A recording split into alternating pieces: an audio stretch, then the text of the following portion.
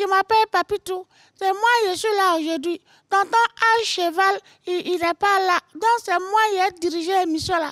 Il n'y a pas l'homme. Nous les enfants, on a pris le pouvoir. Youpi! Merci la RTI. Tonton Al Cheval, au revoir. Il n'est pas là, c'est moi qui ai dirigé. Et puis il a recevoir les invités. Attends, il m'assoit. Voilà. Vous me suivez, non? Vous êtes à Matin Bonheur.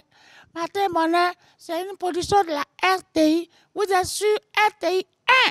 Voilà. Mes invités là sont où? Les invités sont là. Hey, tonton Al Cheval. Papito, comment tu vas? Yeah, non, vas-y, tu es très bien installé là. D'accord. Hein? Ça va bien? Hein? Comment tu te sens quand tu es assis là? Ça va? Je me sens bien. Ok. J'ai dit, Papi, tu es venu et puis tu es venu. Ok, non, je suis venu quand même parce que je sais que tu as une information pour toutes les personnes qui nous regardent. Oui, je suis venu dire aux téléspectateurs, vous qui avez prié pour nous, et puis on est parti à Paris pour aller faire bonjour là. Tout ce qu'on a fait là-bas, là, on va vous montrer ça ce samedi sur RTI 1, après le journal. N'allez pas ailleurs. Regardez ce qu'on a fait là-bas. On a tué pour tuer. Les Blancs là, ils ont ri jusqu'à fatiguer. Donc c'était à la maison de la mutualité. Tu connais là-bas? Oui, je connais. C'est faux. Ben oui. C'est pas à Pembli. Non, alors, pourtant je suis venu. Merci beaucoup, Papito. Hein? Rapidement, avant qu'on puisse continuer notre petite causerie, hein, on va juste rappeler que oui, c'est ce samedi, vous aurez l'émission Bonjour Paris sur RTI 1, juste après le journal de 20h, pour passer un bon petit moment avec toute l'équipe de la RTI, mais tous ces humoristes qui se sont déplacés pour les populations ivoiriennes et aussi étrangères de l'autre côté. Sans oublier Abomey l'éléphant, que vous allez retrouver aussi sur la scène, et Mariam Koulibaly pour le show, tout simplement. Merci beaucoup, Papito. Merci, tonton. Merci. Alors, Matin Bonheur, nous, on va reprendre notre pouvoir, bien sûr, et cette émission. Et juste vous dire qu'aujourd'hui, on va parler de la sécurité sanitaire de nos aliments. On va parler du digital parce que nous sommes aussi jeudi et on aura certains points de l'actualité, 2 sessions de l'actualité à vous proposer. Merci, Matin Bonheur, Papitou. Au revoir. Au revoir. À tout de suite.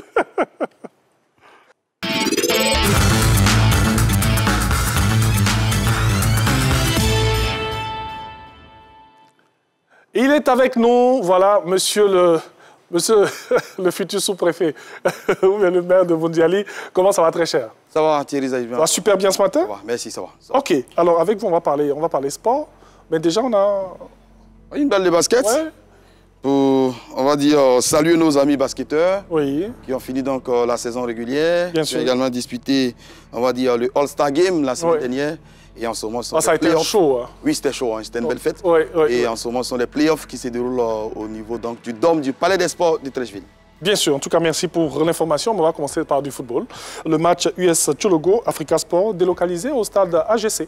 Ah, absolument, puisqu'il était précédemment prévu au stade régional de Korogo. Ce match important, cette confrontation, on va dire ce duel entre l'US Tchologo et l'Africa Sport d'Abidjan a été délocalisé dans, on va dire, ce magnifique stade Amadou Gon Koulibaly, 20 000 places, un stade qui a reçu récemment la rencontre éléphant des Côte d'Ivoire, Panthère du Gabon. C'est donc dans ce magnifique stade que l'Africa sera fixée sur son sort, sur son destin, on va dire, puisque tout se joue à l'occasion de cette dernière journée. Pour rappel, l'Africa Sport d'Abidjan est leader au classement avec 46 points, goal différentiel plus 17. Il faut absolument battre l'US Tchologo, donc à l'occasion de cette dernière journée, pour retrouver la Ligue 1 qu'ils ont quitté depuis 3 ans. Attention, l'US Tchologo, l'adversaire de l'Africa, joue également sa survie en D2, parce que si Tchologo perd face à l'Africa Sport d'Abidjan, ils seront tout simplement rétrogradés en D3. C'est donc un choc, on va dire, qui est prévu demain sur le coup de 15h30 au stade Amadou Gon Koulibaly de Korogo. Une confrontation, un choc, un duel à suivre, bien évidemment, sur les antennes de la 3 à partir de 15h30, on va dire. D'un côté D1, de notre côté D2, D3, voilà pour ces 2 équipes. En tout cas, malheur aux vainqueurs. Malheur aux vaincus. Malheur aux vaincus. Pourquoi? Tout simplement parce que tout ne se joue pas qu'à Korogo. Le poursuivant direct de l'Africa Sport d'Abidjan, qui est Iska, donc qui a 44 points, joue également du côté de Yamoussoukro. Iska est en déplacement à Yamoussoukro.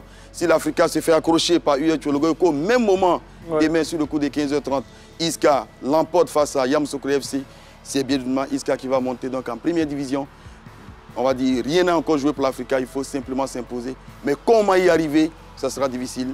Les Verts et Rouges, surtout les supporters, Yodé qui est leur premier responsable avec qui nous avons échangé hier, sont à Korogo. L'Africain est arrivé à Korogo depuis le mardi.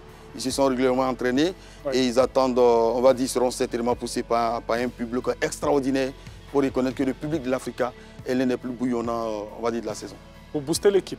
Pour booster l'équipe, bien évidemment, Voilà. parce que les gens ont toujours besoin de ce 12e homme-là. Ouais. C'est clair que Korogo, on va dire, sera, après le match des éléphants face au Gabon, Yes. sera certainement, on va dire, chaud bouillonnant ce vendredi, parce que le match est prévu demain à 15h30. En tout cas, bonne chance, bonne chance, bonne chance, bonne chance.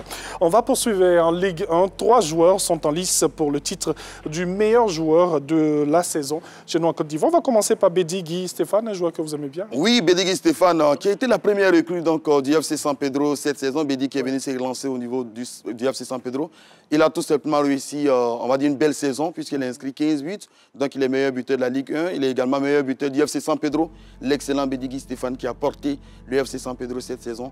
Pour rappel, le FC San Pedro est champion de Côte d'Ivoire, une première dans l'histoire. C'est grâce bien évidemment à Bédigui Stéphane, qui a inscrit 15 buts sur les 47 qui ont été, on va dire, marqués cette saison par cette belle formation. Ça fait 31% des buts donc, qui ont été inscrits par Bédigui Stéphane, qui est en liste pour le titre de meilleur joueur du championnat. Il a aussi brillé en saison, Awa Jean-Charles. Oui, l'excellent Awa Jean-Charles, un très très bon joueur, milieu offensif qui porte le ballon. Si le Stella Club d'Adjamé a terminé 5e au classement général, eh bien c'est grâce à ce garçon qui sait porter le ballon, donc qui sait se sublimer. Il a d'ailleurs inscrit 12 buts, délivré 9 passes décisives. L'excellent Awa Jean-Charles est également en liste pour le titre de meilleur joueur de la saison. Et il y a, je dirais, moi je l'appelle l'espagnol du championnat. Ousmane Diarra Zanetti. Ousmane Diarra, oui. Zanetti, excellent joueur. Alors c'est de lui que, on va dire, le sélectionneur Aimé Faye disait, c'est parce qu'il a eu un problème administratif, sinon il devait disputer les 2 dernières rencontres, la dernière fenêtre internationale avec les éléphants, Ousmane Diarra Zanetti. Excellent arrière droit qui a terminé plusieurs fois meilleur joueur, enfin, homme du match, donc au stade Robert Champoux de Macour avec cette belle formation. Dezoma qui est premier en Ligue 1. Diarra Zanetti est également en liste pour le titre de meilleur joueur de la saison en ce qui concerne la Ligue 1. Et d'autres joueurs ont été aussi très performants. Oui, absolument, hein, comme Sylvain Boho, l'international Sylvain Boho, Folicha Layayi, champion d'Afrique. Ils ont également été excellents. Au niveau des entraîneurs, vous avez également d'autres joueurs qui sont en liste. Vous voyez la meilleure espoir, Konaté Ouma, Bandama Junior, Maître Canterbury, RCA qui est le co-meilleur buteur de la saison avec 15 réalisations. Il a inscrit 4 buts pour le RCA. C'est tout simplement le meilleur buteur donc, de cette équipe du RCA. Et il est l'unique joueur donc, du RCA à avoir inscrit un quadruplé cette saison en championnat. Donc ce sont les espoirs du football ivoirien. C'est certainement ceux-là qui vont remplacer, on va dire dans quelques années, les Franck Yannick Kessie en équipe nationale. C'est clair. Alors, le top 3, mais là on va aller avec le top 5 des meilleurs buts. Un top 5 qu'on vous a fait découvrir chaque lundi dans Matin Bonheur, on va dire. On a eu au total 517 buts en 240 matchs cette saison. Donc après 30 journées de championnat, évidemment, vous allez voir des superbes buts. Akaïsis Baudelaire, Diabagaté. C'est parti pour le top 8. Le top 5 des meilleures réalisations de la saison 2023-2024.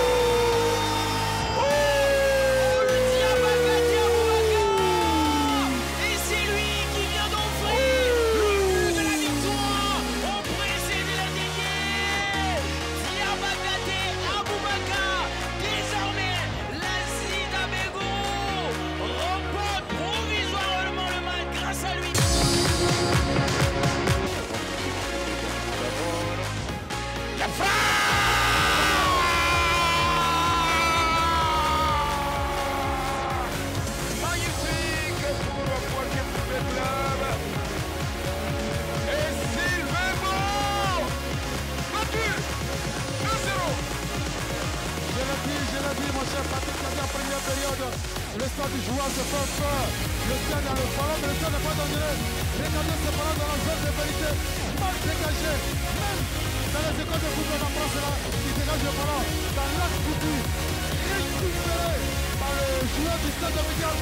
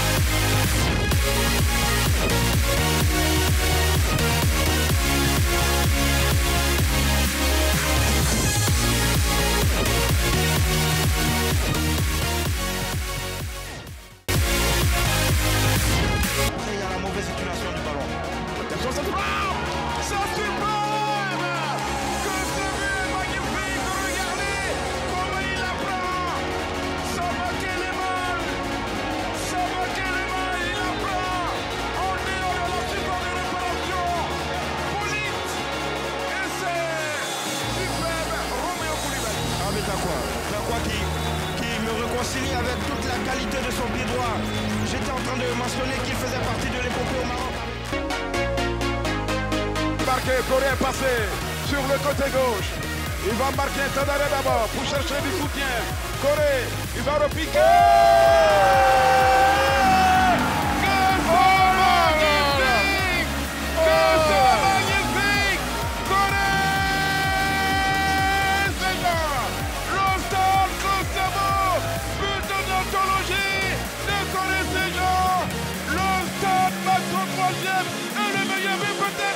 Cette partie.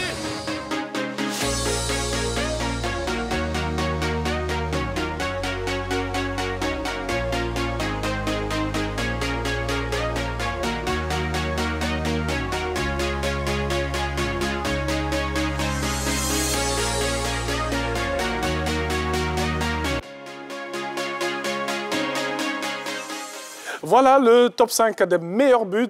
Ngamblé, quel est le but qui t'a fasciné, qui t'a plu? Alors, on a eu de très beaux buts. Hein. On va dire tous les buts nous ont forcément fascinés. Oui. Mais celui de Corée Saint-Jean, tout simplement, on va dire extraordinaire parce qu'il prend le ballon depuis le milieu de terrain. Il ne fait pas que tirer le ballon, il ne fait pas que frapper le ballon. Il ajuste parfaitement le gardien alors qu'il est excentré. Quel but de Corée Saint-Jean qui permet donc au Stade d'Abidjan de retrouver une Coupe d'Afrique 25 ans après. Oui. Parce que la dernière fois qu'ils ont disputé une Coupe d'Afrique, c'était en 1999-2000. Donc ça fait 24 ou 25 ans qu'ils n'avaient plus disputé de Coupe d'Afrique. Le Stade d'Abidjan qui accompagne le FC San Pedro cette année en Ligue des Champions. En tout cas, merci beaucoup Ngamblé. Et puis, on va juste rappeler à nos téléspectateurs que dans pas trop longtemps, on aura le début de l'Euro. De l'Euro, effectivement, à suivre exclusivement sur le groupe RTI, donc les 12 meilleures affiches. Et d'ailleurs, il faut rappeler que Thierry Zajbe Angeval est présentateur effectivement de notre plateau. Mais bon, on va dire c'est tout à fait normal. Hein. Vous nous avez fait rêver, vous nous avez régalé à l'occasion de la Coupe d'Afrique des Nations. On a rêvé ensemble. Oui, on a rêvé ensemble. On était à Korogo, Thierry Zajbe Angeval et Samuel Metch sur le coup de... On va dire demain, le premier match, c'est à 19h, prise d'antenne 18h05 sur RTI 1, bien sûr. Bien sûr, moi je vous retrouve à partir du 22 juin pour, bien sûr, l'Euro sur RTI. En tout cas, merci beaucoup, très cher. Merci infiniment. Et puis, on aura plaisir à se retrouver.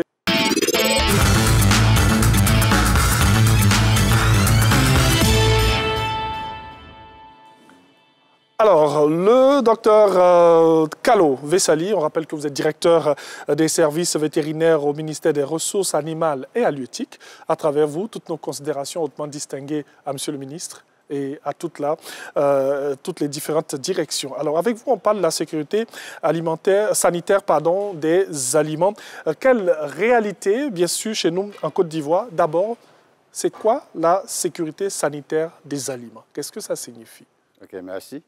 Je vais essayer de donner une définition très simple. Oh ben oui, merci. Et la sécurité sanitaire, c'est l'ensemble des mesures que nous allons prendre pour garantir la sécurité des aliments, c'est-à-dire des aliments sans danger pour le consommateur.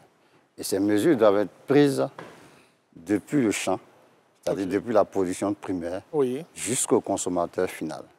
On parle de la fourche à la fourchette, mais chez nous, on dira de la daba à la poignée des mains. Donc, durant toutes ces étapes-là, sur tous les maillons de la chaîne de valeur, il faut prendre des dispositions pour éviter des contaminations.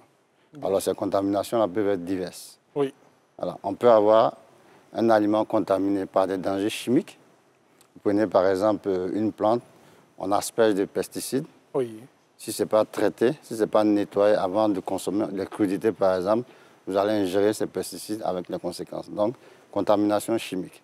Il peut y avoir une contamination biologique. Très souvent, quand on mange un plat, on ne sent pas par l'odeur ni par les différents sens qu'il est contaminé. Et le lendemain, vous faites une indigestion.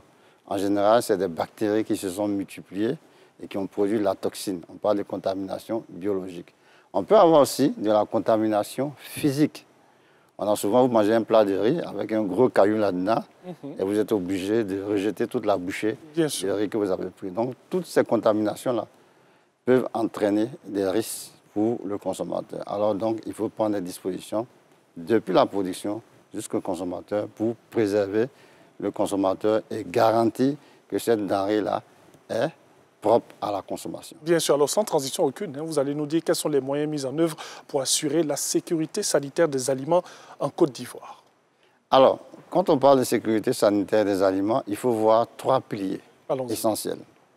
Vous avez le producteur, vous avez l'État à travers les services compétents en la matière, et vous avez le consommateur.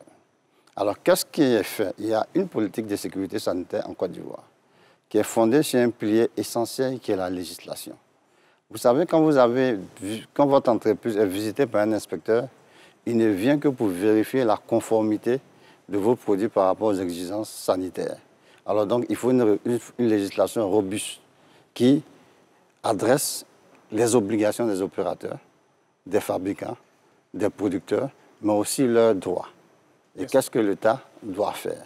Alors c'est sur cette base-là que la Côte d'Ivoire a adopté le Code de la santé publique vétérinaire qui a été adopté le 30 décembre 2020, qui permet de ressortir toutes les obligations des acteurs de la chaîne de valeur. Alors, après la loi, il y a des institutions, il y a des agents sur le terrain qui doivent mener ces inspections-là.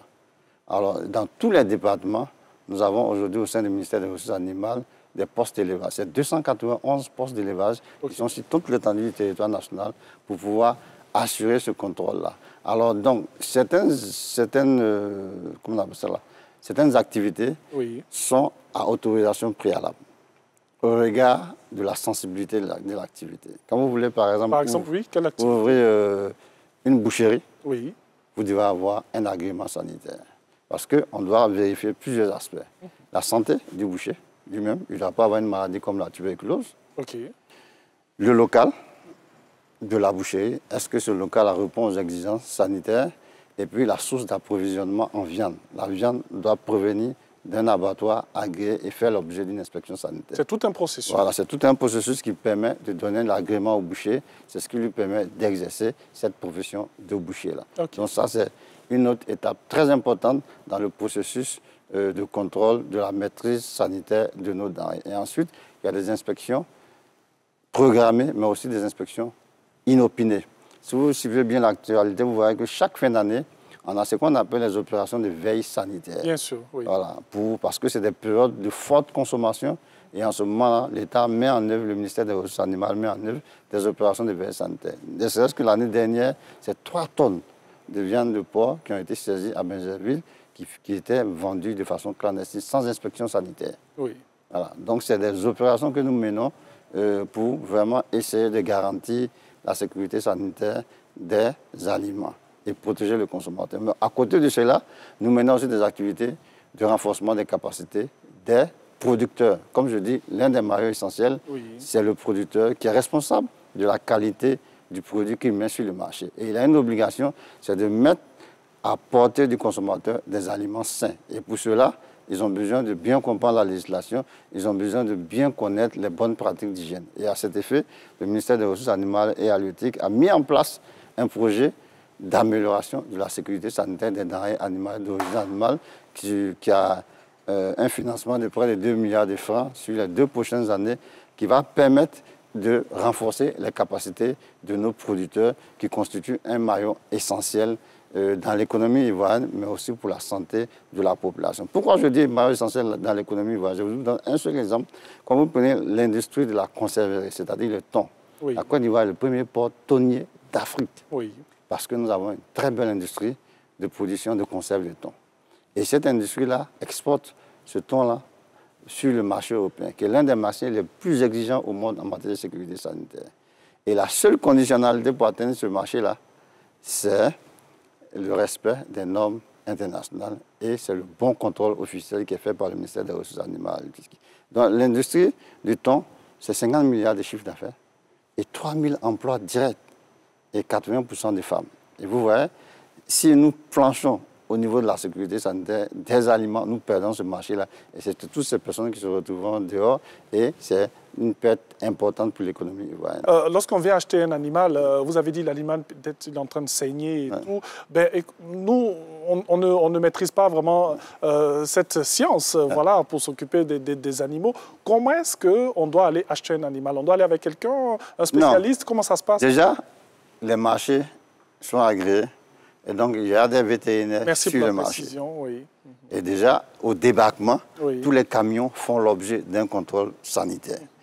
Mais on ne sait jamais, les animaux peuvent se battre dans l'enclos, oui. peuvent se blesser, ou bien ils peuvent lui donner de l'aliment qui n'est pas de bonne qualité. C'est pour ça qu'il faut regarder déjà l'animal, il faut l'observer. Est-ce qu'il coule du nez? Oui. Est-ce qu'il boite? Laissez le marcher pour voir si la démarche est normale. Regardez s'il n'est pas essoufflé, s'il n'est pas en train d'attirer l'air comme s'il cherchait quelque chose.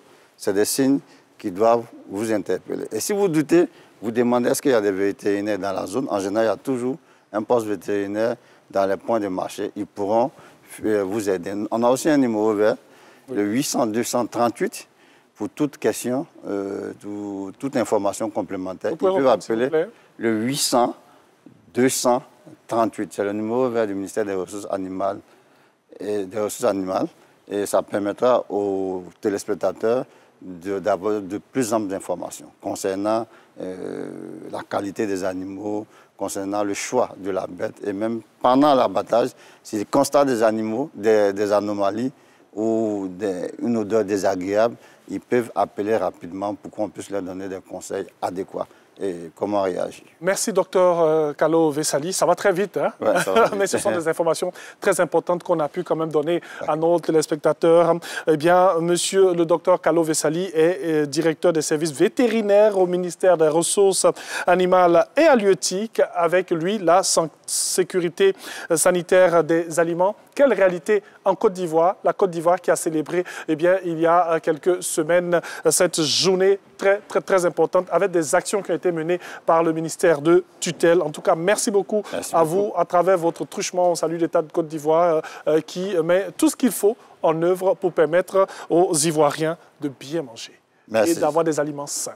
Vous restez avec nous parce que pour la suite, on va faire plaisir à des téléspectateurs qui nous font plaisir aussi en répondant à nos différentes questions. Voilà, lorsque nous lançons nos jeux et nous allons les recevoir dans quelques secondes.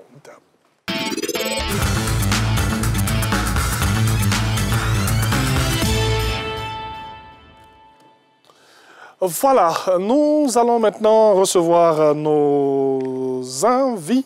Ils nous font l'honneur, les signes honneurs d'être avec nous via leurs différents écrans.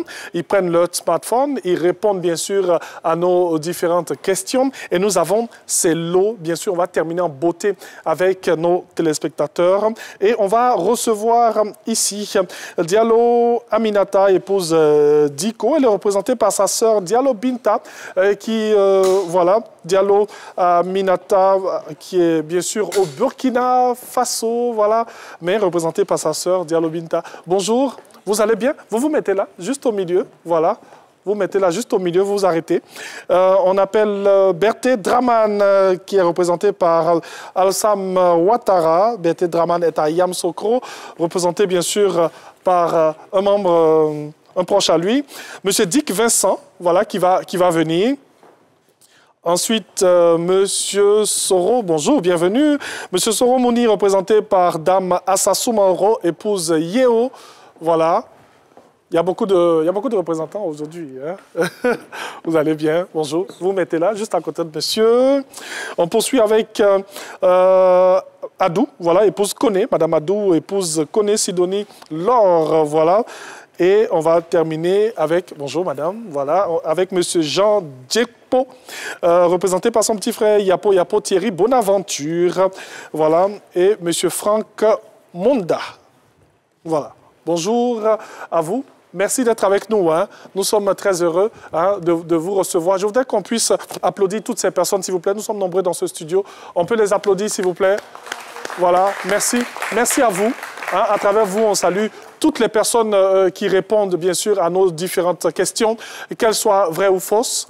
Mais c'est cette considération que vous avez pour nous lorsque vous participez à Matin Bonheur et vous vous levez très tôt le matin. Surtout, vous levez très tôt le matin. Au nom de l'éditeur, au nom de la production de cette émission, nous allons vous remettre les lots de la part de Mme Claudia Nguessan, qui est la chargée prod, voilà, qui va remettre au fur et à mesure. On va quand même passer le micro.